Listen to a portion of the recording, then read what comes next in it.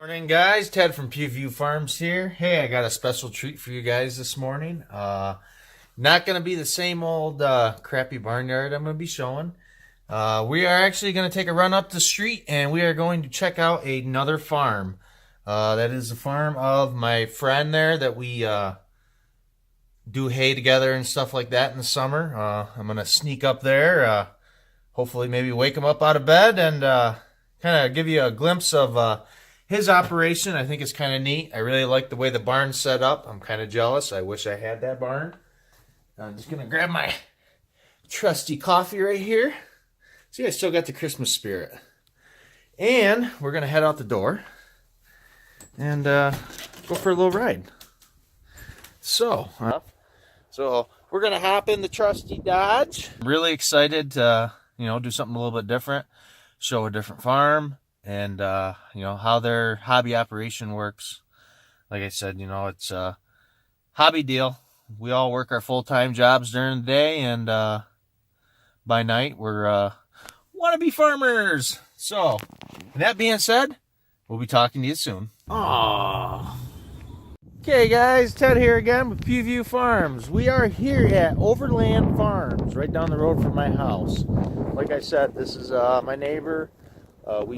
Our shared service program, we share equipment and stuff like that in the summer. It makes hay a lot easier, and we share manpower. Because working full-time jobs, it just makes life a lot easier. There is his farm dog, Diesel. Come here, D. Come here, boy. There you go, babies. Yes. You guys can see, you got calves running. He ended up having 3 calves this year, and I believe he has 4 cows and 2 heifers, and got a nice little hobby operation going on here. He started from scratch just like me. This is his winter paddock right here, and the panoramic view down there is I believe close to 40 acres of pasture. His intentions are to do a rotational grazing program. There is plenty of room. It's just the deal of getting everything set up right where the cows will have water in every paddock and won't have to truck all the way back up here to the barn. So it's getting a little cold out here, so I think what I'm going to do, there's D, making sure that the roller is not frozen to the ground. I think what I'm going to do here is we're going to go inside because it's getting very cold. The only thing that's warm right now is this hand because of the coffee cup. Oh, we have a trespassing sign. D, is that okay if I go in the barn? I think he don't mind. Woo! All right, guys, let's get out of this way. There we go. Alright, guys, this was their hog pen. They could go out there, and then they had like a little 20 by 20 area that they could run outside. And come on, buddy, let's go. So yep, they raise hogs. So that is a hog pen. Get some lights on in here. Alright, so this is the Overland inside of the barn. This is the old chicken coop. If we can see through the cobwebs, which Chicken Coop does not have cobwebs. He raised chickens there for a while, same as I, and we both got out of it about the same time.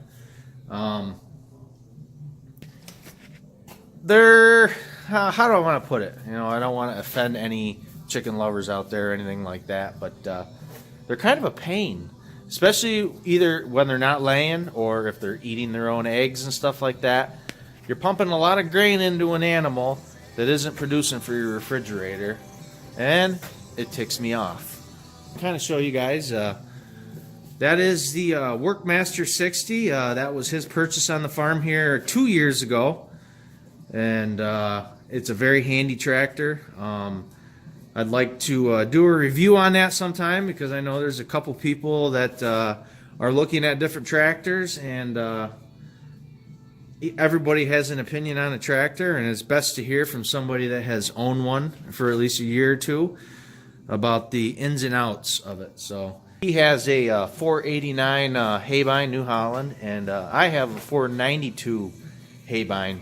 So the two of us combined together, we're knocking down 18 foot at a time, and it makes things a lot easier. Like I said, we're almost competing with them big batwing mowers. We just don't go as fast. But no, this is his feed setup right over here. Nice home-built manger system. Works out really well. I mean, you can throw hay in front there if you have to, but he also does round bales. We do round bales together, so he feeds outside. But if you have to feed hay, it works pretty good. But he grains them here. You know, you can keep your salt blocks nice and clean. The water tub down over there. So one of the recent things that he just did over here, what you see, is that pen, and that's just for the calves that can fit through there. It ain't as bad as it looks. Obviously, we all know everything's mucky right now, but he cleans once a week.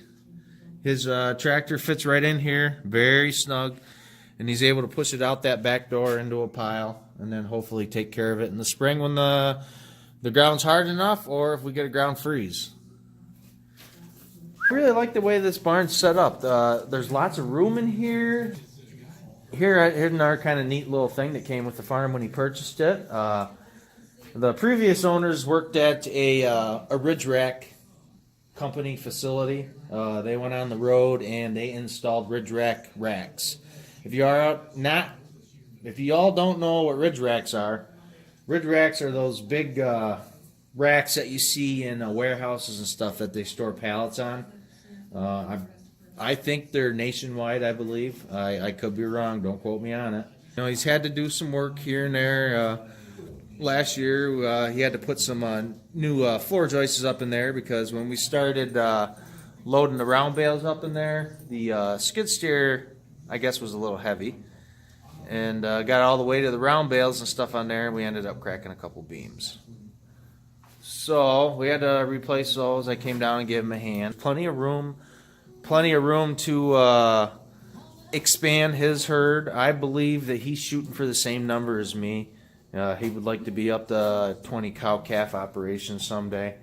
Right now, he's not technically a cow-calf operation. He's building his herd, and he tries to keep a couple steers over if he gets them. If not, he purchases a couple steers. He has a couple faithful, loyal customers that really like the meat that he grows, and he's got a good market with that, and I think he's going to keep going with that. Alright guys, here we go, another view of the outside. We go over here, we got the hay fields. There are 3 main hay fields over here. As you can see, it's hard to tell when it's all white and stuff, but no, he puts some square bales up every year, and you know, the rest he puts in the round bales and stuff like that. That furthest field, past that hedgerow over there, was a new field that we did this year. Originally, what he had been doing is renting it out to that farm way off in the distance, right up over there. And it's an Amish farm. They milked cows at one time here about 2 years ago, and they were renting that field, and then across the street from the house where we did the oat field and stuff, they were renting all that from him. But he decided to take it back over and try to do a little bit more hay and see if he could get some hay sales going this year to, you know, recoup a little bit of money for diesel fuel and wear and tear on the equipment, and help out for farm bills to begin with.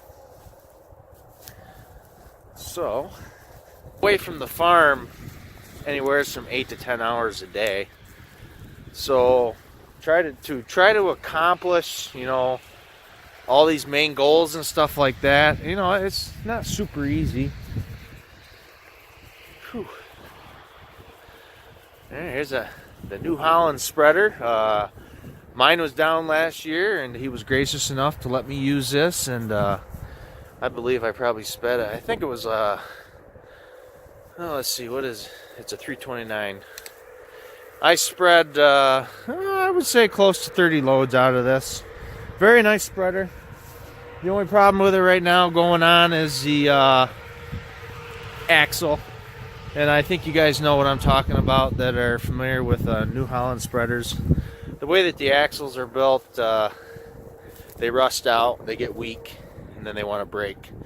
So before it gets to that point, we can tag team, spread manure, and double the time.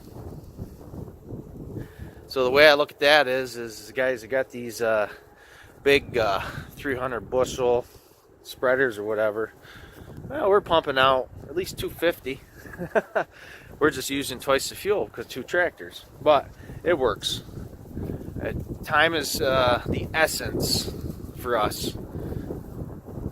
So, no, guys, I just thought it'd be interesting. This right here, I believe, was an old chicken coop years ago. Right here is the old farm mall. I don't know a whole lot about it. I believe that he restored this tractor. I could be wrong. It's a Farm All H. I personally never ran it. I wouldn't know where to begin. I don't know a whole lot about old tractors. Alright, actually. Alright. So you guys watched my video yesterday. I was complaining about the oat baleage that we put up, and my cows aren't really fancying it too well. Well, this morning I did go out and check it out, and it's been eaten down. So they are eating it a little bit and stuff like that. But I told you guys that was the last bale that I pulled out of the tube. Well, I was mistaken because he must have been watching the video, and he texted me and told me, he says, hey, I got the last bale of oats. So I must not know the difference between oat baleage and grass baleage. But that is the last bale. He said his cows have been eating on it pretty good.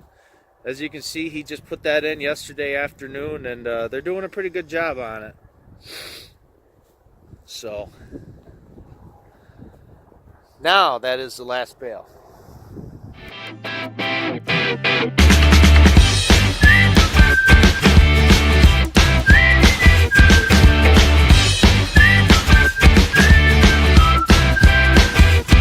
Hey guys, I just want to thank you for coming along with me on that journey to the Overland Farm. Greatly appreciate it. I hope you guys enjoyed this video. If you liked it, click the like button. If you like my channel and you're already a subscriber, share the video. Maybe we'll get some more subscribers out of this. I know the comment section is pretty interesting every day for me. I like to see what other farmers have to say and about different things and helping me out in my operation. So yes, like, comment, and subscribe. Look forward to talking to y'all real soon.